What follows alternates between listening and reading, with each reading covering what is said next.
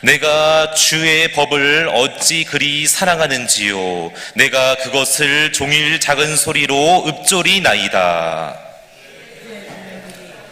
나와 함께함으로 그것들이 나를 원수보다 지롭게.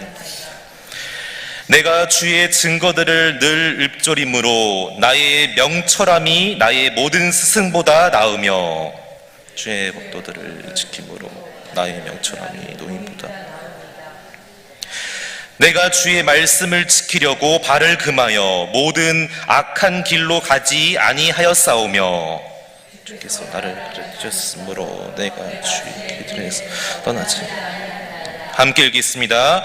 주의 말씀의 맛이 내게 어찌 그리 단지요.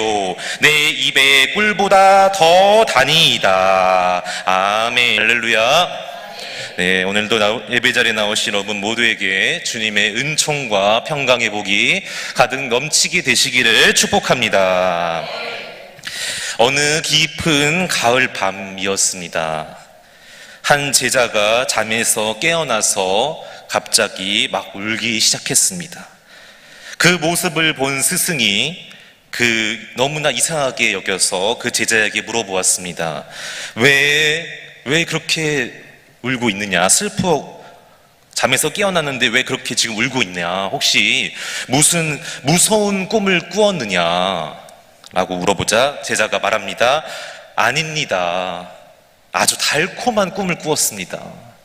그러자 다시 스승이 물어봅니다. 아니 그런데 달콤한 꿈을 꾸었는데 왜 그렇게 슬피 우느냐? 그러자 제자가 흐르는 눈물을 닦으면서 말합니다. 왜냐하면 그 꿈은 이루어질 수 없는 꿈이기 때문입니다. 너무 좀 마음이 아프더라고요. 이게 바로 지금부터 약 20년 전인 2005년 4월 1일에 개봉한 달콤한 인생이라는 영화에 나오는 한 대사입니다. 굳이 이 영화를 왜 언급하냐? 달콤한 인생. 꿈도 인생도 맛을 볼 수 있는 그런 게 아닌데 앞에 달콤한이라는 형용사를 붙였습니다. 그리고 그렇게 해서 이제 사용을 하고 있다는 것이죠. 반대로 저도 예전에 지금보다 한참 어렸을 때 막 철부지 같은 나이 때 어떤 선배가 저한테 와서 그러더라고요. 제가 이렇게 별로 막 어떤 작은 일이었는데 막 되게 많이 힘들어하고 어려워하니까 막 많이 이렇게 너무 막 하여튼 힘들어하고 어려워하니까 그 선배가 하는 말이 지금 생각해보면은 뭐 그렇게 많이 차이도 안 난 것 같은데 뭐 많아봤자 더보다 5살 많거나 뭐 6살 많은 것 같은데 저한테 와서 하는 말이 네가 아직 뭘 몰라요? 인생의 쓴맛을 모르는구나. 그거 아무것도 아니야. 그거 별것도 아닌 거 가지고 뭐 힘들다고 징징대고 그래. 어려워하고 그래. 네가 진짜 인생의 쓴맛을 아직 못 봤구나. 그때는 막 이렇게 고개를 끄덕이면서 그렇구나 막 이랬는데 지금 생각해보니까 뭐 별로 그렇게 차이도 안 났는데 뭐 얼마나 인생의 쓴맛을 경험했다고 막 그런 생각이 드는 거예요. 그렇습니다, 여러분. 인생도 이렇게 아까 그런 달콤한 인생, 달콤한 맛이 있고 또 쓴맛이 있고, 인생이 그런 맛을 보는 음식이 아닌데 어떻게 그렇게 말합니까? 여기는 다 이유가 있다는 것이죠. 오늘 말씀도 마찬가지입니다. 주의 말씀이 꿀송이보다 더 다니이다. 할렐루야. 말씀이 음식이 아닌데 영의 양식 아닙니까? 그리고 여기서 이 달다, 이 말은요, 제가 찾아보니까 그냥 미각적인 측면으로 뭐 달다 쓰다 그런 의미가 아니에요. 그런 미각적인 측면에서 사용한 말이 아닙니다. 성경은 어떤 말씀입니까? 뭐가 음식이 달다 쓰다 그런 게 아니라요, 이것은 영적인 중요한 말이 있는데, 우리 여러분 어떻습니까? 맛집에 가서요, 여러분도 다 경험해 보셨을 거라 생각하는데, 맛집에 가서 맛있는 음식을 먹었을 때 어떻습니까? 그 맛을 보면은 맛을 보는 걸로 끝나나요? 그렇지 않습니다. 그 맛을 봤는데 너무 맛있고 너무 좋으면은 어때요? 갑자기 막 기분이 좋아지고 스트레스가 확 풀리는 것 같고 행복하고, 미간이 막 어떤 사람은 막 찌그러지면서 막 소리도 지르고, 심지어 예전에 어떤 막 그 연예인 보니까 너무 맛있으니까 갑자기 막 자리에서 일어나서 덩실덩실 막 춤도 추고 그러더라고. 오늘 그 의미입니다. 말씀이 정말 내 안에서 임하게 되고 역사하게 되면은요, 그 말씀의 단맛이 느껴진다. 이게 무엇이었냐면은 내가 행복해진다는 거예요. 할렐루야. 말씀 때문에 내가 너무나 기분이 좋고 행복하고 즐겁고 신난다는 거예요. 그리고 더 나아가서 우리 맛집에 갔을 때 어때요? 맛있는 음식을 정말 맛집이라고 가서 먹었는데 너무 맛있어요. 그럼 어때요? 만족감 있잖아요. 만족감. 또 와야지. 다른 사람에게도 막 소개하고 만족감이 있는데, 맛집이라고 갔더니 이게 막 알고 봤더니 다 알바생들의 그런 홍보글이었고 맛이 없어요. 그럼 어때요? 실망스럽잖아요. 두 번 다시는 오나 봐라 막 짜증내고 그러잖아요. 마지막에 그 의미가 있었습니다. 만족함이 나에게 있다는 거예요. 뭐라고요? 기뻐하고 즐거워하고 행복해하고 말씀의 그 만족함이 나에게 온다. 그런 말이었습니다. 바라옵기는 그래서 저 여러분이 늘 언제나 이 하나님의 말씀 안에서 행복하고 즐겁고 기쁘고 신나게 신앙생활 믿음생활을 하시기를 주님의 이름으로 축복합니다. 그러나 악한 사단 마귀는 반대라는 거예요. 잠깐은 나에게 행복을 주는 것 같고 기쁨 주는 것 같고 만족감 주는 것 같지만 결국에는 그렇지 않습니다. 불행하게 만들고 절망과 두려움에 빠지게 만들고 불평과 원망으로 가득 차게 만들고 미움과 시기 질투로 가득 차게 만든다는 거예요. 오늘 그래서 이 시편 119편의 기자는 우리가 이 하나님의 말씀 안에서 단맛을 누리기를 원하는데, 단맛을 보기를 원하는데, 중요한 것은요, 이게요 그냥 가만히 있으면 저절로 되는 게 아니라는 거예요. 본문의 오늘 내용을 통해서 함께 우리가 세 가지를 살펴보겠습니다. 이 세 가지가 이루어질 때에 말씀의 단맛을 내가 보게 된다. 말씀 안에서 행복하고 기쁘고 즐겁고 만족함이 있게 되는 은혜가 있게 되는데, 오늘 함께 살펴볼 때에 이것을 우리가 우리 삶 속에서 다시 한번 실천하고 적용하는 저 여러분 모두가 되시기를 주님의 이름으로 축복합니다. 예, 첫 번째로 우리 97절 말씀 같이 읽어보겠습니다. 첫 번째로 97절의 말씀 시작. 내가 주의 법을 어찌 그리 사랑하는지요. 내가 그것을 종일 작은 소리로 읊조리나이다. 아멘. 다시 한번요. 내가 주의 법을 어찌 그리 사랑하는지요. 내가 그것을 종일 작은 소리로 읊조리나이다. 아멘. 예, 첫 번째는 하나님의 말씀을 사랑할 때 말씀의 단맛을 느끼게 됩니다. 하나님의 말씀을 사랑할 때. 자, 그런데 여기서 이 사랑이라는 단어, 그냥 어떤 감정의 그런 표현일까요? 내가 뭐 말씀이 좋다, 말씀을 사랑한다, 그냥 단순히 감정적으로 쓰이는 이 단어일까요? 그렇지 않습니다. 여기서 이 사랑이라는 단어의 뜻은요, 저도 어제 준비하면서 많이 놀랐는데, 내 생명과 같이, 하나밖에 없는 나의 가장 귀하고 소중한 내 생명과 같이 말씀을 생각하고 여기겠다는 거예요. 할렐루야. 내 생명처럼 말씀을 여기겠다는 거예요. 나에게 생명이 없게 되면 전부 끝나는 것처럼 나에게 하나님의 말씀이 없으면 저는 살 수 없습니다. 하나님의 말씀을 날마다 내가 매일매일 붙잡고 의지할 때 제가 살 수 있습니다. 이런 영적인 의미가 있었습니다. 우리 아까 수요 찬양대 그 찬양 가사 보니까 거기에도 생명의 말씀이라는 그 가사가 있었는데, 저희도 주일날 부목사님들 이렇게 사회 보잖아요. 그때 당회장 목사님 나오시기 전에 저희가 이제 당회장 목사님께서 나오셔서 어떤 렌즈로 보십니까? 라는 제목으로 말씀 전해 주실 때 그게 뭐라고 하죠? 성령님께서 들려주시는 생명의 말씀으로 들으시기를 바랍니다. 할렐루야. 그냥 말씀이 아니에요.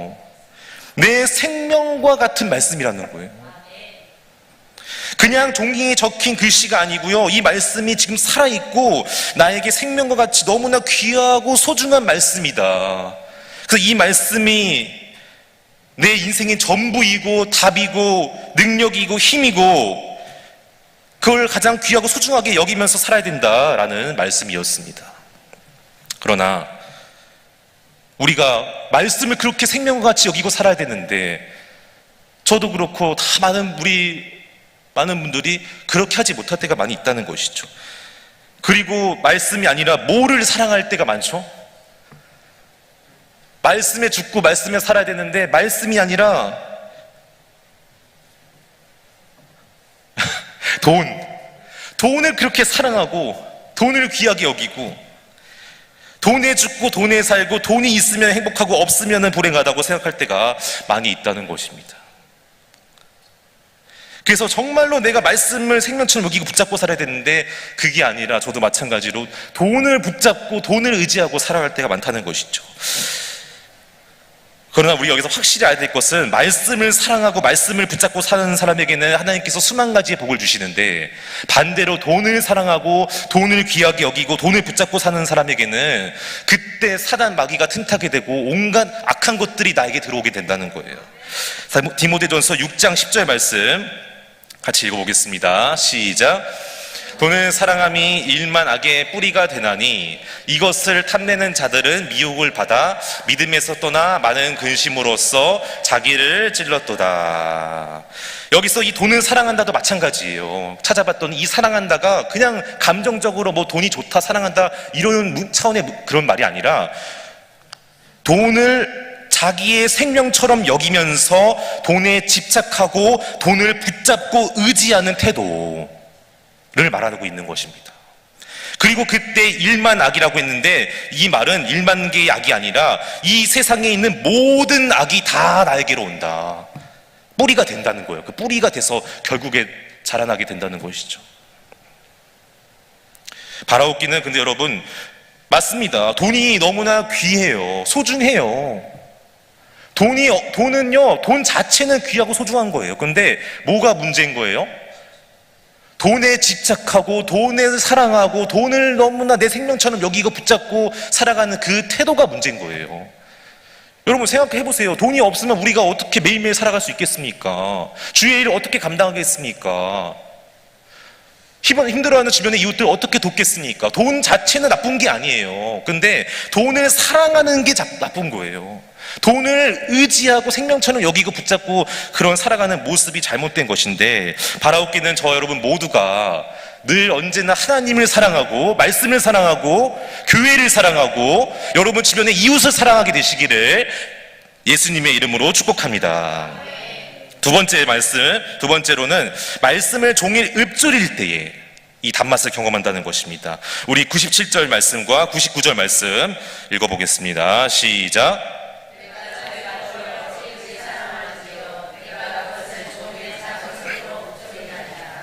내가 주의 증거들을 늘 읊조림으로 나의 명철함이 나의 모든 스승보다 나으며. 아멘. 지금 읊조리다라는 동사를 2번 사용했습니다. 히브리어는 그래서 이 최상급 표현이 없기 때문에 어떤 강조할 때 반복해서 단어를 2번 사용하는 경우가 많은데 여기서 읊조리다 이게 무슨 말이냐면은 시편 1편 1절 2절에 나오는 주야로 말씀을 묵상하다 같은 단어예요. 묵상하다, 읊조리다 같은 단어입니다. 히브리어로 볼 때 같은 단어인데 지금 다르게 쓰였는 의미만 한국 번역으로 잘못 다르게 되었는데 이게 뭐냐면은 계속 입으로 자극게 소리내다, 중얼거리다, 깊이 생각하다, 곰곰이 마음의 되새기다. 그런데 여기서 이렇게 보면은 입으로만 머리로만 하는 것 같잖아요. 되게 소극적인 입으로만 머리로만 하는 게 아니라 한 가지 의미가 더 있었는데 그게 바로 뭐냐면은 내 삶의 자리에서 여러분이 매일매일 생활하는 그 삶의 자리에서 이 말씀을 적용하고 실천하려는 태도까지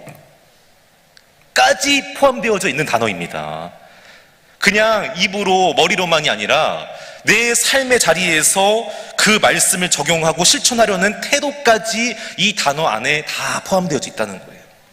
다시 말하면은 그냥 가만히 앉아서 입으로만 머리로만 생각하고 말하는 것이 아니라 이 말씀을 내가 살아내기 위해서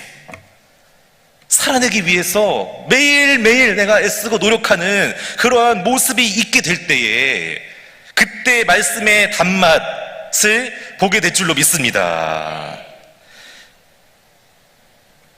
뭐라고 했죠? 내 삶의 자리에서 말씀대로 살려고 노력하고 애쓸 때 우리 아까 읽은 99절에 보니까 그래서 뒤에 뭐라고 나오냐면은 그렇게 할 때에 나의 명철함이 나의 모든 스승보다 나으며 이렇게 말하고 있습니다. 이게 무슨 말인지 찾아봤더니 이런 말이었어요. 하나님, 제가요 제 인간의 지식이나 어떤 누군가의 받은 가르침으로 살 수가 없습니다. 그것만으로는 제가 이 땅을 살아갈 수가 없습니다. 날마다 하나님께서 말씀을 통해서 나에게 주시는 영적인 분별력과 영적인 통찰력과 지혜와 힘과 능력이 저에게 임하게 될 때에 제가 이 세상에서 승리하게 될 줄로 믿습니다라는 고백이 있다는 것입니다. 그렇습니다, 여러분. 얼마 전에도 박회장 목사님 새벽에 하셨던 설교 내용이 기억이 나는데, 우리가 아무리 인간의 지식이 많고 높고 훌륭하고 뛰어나도 그때 하셨던 말씀이 너무나 기억이 나는데, 우리에게 찾아오는 이 병들, 질병들 가운데 불과 몇 프로 고칠 수 있는 병이 20%밖에 안 된다는 거예요. 지금 현대 과학이, 의학이 아무리 그렇게 발전하고 기술이 뛰어나고 높아져도 우리에게 다가오는 병 가운데에 20%밖에 못 고친다. 80%는 못 고친다는 거예요. 아니, 그 원인조차도 모를 때가 많다는 거예요. 그러면서 하셨던 말씀이, 내일, 아니 5분 뒤에 나에게 무슨 일이 나게 될지 아무도 알 수가 없는데 우리가 어떻게 된다? 항상 겸손해야 된다. 주님의 말씀 안에서, 주님의 은혜 안에서 겸손하게 살아야 된다. 그런 말씀을 주셨던 기억이 납니다. 바라옵기는 저 여러분이 항상 겸손하게 하나님의 말씀 붙잡고 하나님의 은혜로 살게 되시기를 주님의 이름으로 축복합니다. 그래서 여러분, 주기도문에 보면은 오늘 일용할 양식을 주시옵고 이런 말씀이 나오는데, 그게 어떤 의미인지를 봤더니, 우리가 오늘 일용할 양식이라고 그러니까 오늘 하루 살아가는데 필요한 어떤 먹을 것, 입을 것, 마실 것, 그런 필요한 것들이라고만 생각할 때가 있는데, 그 양식의 원어를 보니까, 헬라 원어를 보니까 그게 아니었어요. 내가 오늘 하루 살아가는데 필요한 모든 것들 전부 다 날마다 매일매일 구해야 된다는 거예요. 눈에 보이는 것뿐만이 아니라 눈에 보이지 않는 것까지 다, 전부 다, 하나부터 내 머리끝부터 발끝까지 내가 오늘 하루 살아가는데 필요한 모든 것들 전부 다 매일매일 구해야 된다 라는 것이었습니다. 왜요? 그 모든 것들이 전부 다 하나님의 손안에 있고 하나님께서 나에게 주실 때만 내가 누릴 수가 있는데, 전부 다 내게 아니잖아요. 하나라도 내게 있습니까? 다 주님 것이고 나에게 맡겨주신 것인데 매일매일 하나님께 계속 구해야 된다는 거예요. 하나님께서 나에게 주신 것이니까. 오늘도 내일도 하루와도 매일매일 그런 것들을, 다 필요한 것들을 구하시는 저 여러분 모두가 되시기를 간절히 소망합니다. 만약에 한번 생각을 해보세요. 제가 오늘 열심히 어제 막 준비하고 노력하고 원고 쓰면 원고를 썼어요. 그런데 오늘 갑자기 설교하려고 지금 이 자리에 올라갔는데 갑자기 막 배가 너무 아픈 거예요. 어떨 것 같아요? 설교할 수 있을까요? 지금 이렇게 제가 준비한 원고 제대로 다 소화하면서 설교할 수 있을까요? 절대 못하는 거예요. 그러니까 지금도 제가 하는 게 아니에요. 제 머리끝부터 발끝까지 주님께서 다 도와주시고 힘 주시고 능력 주시고 지혜 주시고 함께 해주시니까 제가 설교할 수 있는 거지, 하나라도 어디 조금만 문제 있거나 아파봐요, 제대로 온전히 잘 감당할 수가 없는 거예요. 바라옵기는 저 여러분 모두가 제 삶의 모든 것이 전부 다 주님께서 주신 선물입니다, 은혜입니다 라고 날마다 고백하면서 살게 되시기를 주님의 이름으로 축복합니다. 세 번째로 우리 100절에서 102절 말씀 같이 읽어보겠습니다. 시작. 업도들을 지킴으로 나의 명철함이 노인보다 나으니이다. 내가 주의 말씀을 지키려고 발을 금하여 모든 악한 길로 가지 아니하였사오며 주께서 나를 가르치셨으므로 내가 주의 길들에서 떠나지 아니하였나이다. 아멘.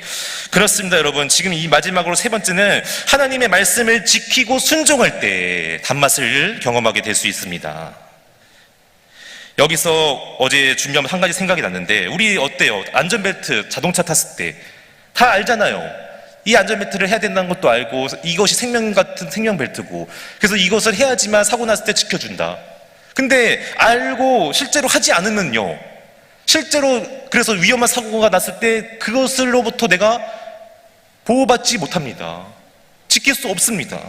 마찬가지예요. 되게 쉬운 것 같고 아무것도 아닌 것 같은데 똑같아요. 말씀을 알고 매일매일 주야로 묵상하고 읊조려도 그 말씀대로 지키면서 살아가지 않으면은 그 말씀을 지켰을 때 하나님께서 나에게 주시는 모든 보호하심과 은혜가 나에게 임할 수 없다는 거예요. 마지막에는 읽고 듣고 끝나면 안 됩니다. 지키는 자가 되어야 될 줄로 믿습니다. 지킬 때에 그때 비로소 하나님의 나에게 주시는 엄청난 은혜와 복이 다 임하게 된다는 것이죠. 근데 여러분 생각을 해보세요. 다 우리가 지키고 싶죠. 말씀대로 살고 싶죠. 그러나 그게 됩니까? 안 될 때가 너무나 많잖아요. 그래서 오늘 이 시편 119편의 기자는 마지막에 102절을 이렇게 말합니다. 우리 한 번 더 읽어보겠습니다. 102절 말씀 시작. 주께서 나를 가르치셨으므로 내가 주의 규례들에서 떠나지 아니하였나이다. 아멘. 그렇습니다. 이게 무슨 말이냐면은 하나님, 제가 말씀대로 살고 싶어요. 순종하고 싶어요. 지키고 싶어요. 그러나 제 힘으로는, 제 능력으로는 할 수가 없습니다. 그러니 주님께서 매일매일 나에게 말씀해 주시고 가르쳐 주시고 알려주시고 은혜 주셔서 제가 하나님의 말씀을 지킬 수 있도록, 말씀을 떠나지 않도록 도와주시고 함께하여 주시옵소서. 그런 말이었습니다. 결국에는 내가 하는 게 아닙니다. 말씀대로 우리가 살아내야 되는데, 순종하면 실천해야 되는데 내 힘으로는 할 수가 없습니다. 우리는 연약한 죄인이기 때문에 죄를 짓거나 불순종할 때가 더 많습니다. 그래서 반드시 기도해야 됩니다. 하나님, 매일매일 제가 하나님의 말씀을 떠나지 않게 하여 주시옵소서. 순종하면서 살게 하여 주시옵소서. 저를 친히 가르쳐 주옵소서 라고 기도하는 저 여러분 모두가 되시기를 간절히 소망합니다. 말씀을 맺겠습니다. 3가지를 함께 나눴습니다. 말씀을 사랑해야 된다. 말씀은 날마다 읊조리고 묵상하게 되는데, 이거는 입으로 머리로만 하는 게 아니라 정말로 여러분의 삶의 그 현장에서 그 말씀대로 살기 위해서 애쓰고 노력하는 그 모습이 있어야 된다. 그리고 마지막 3번째는 순종하고 지켜야 되는데, 이것은 내 힘으로 할 수 없다. 하나님께서 은혜 주시고 친히 가르쳐 주시고 알려주실 때에만 내가 가능한데, 바로 이 3가지를 여러분이 하나님의 은혜로 잘 실천하고 적용해서 늘 언제나 주님 안에서 말씀을 통해서 기뻐하고 행복해하고 즐거워할 수 있는 은혜가 임하게 되기를 주님의 이름으로 축복합니다. 기도하겠습니다.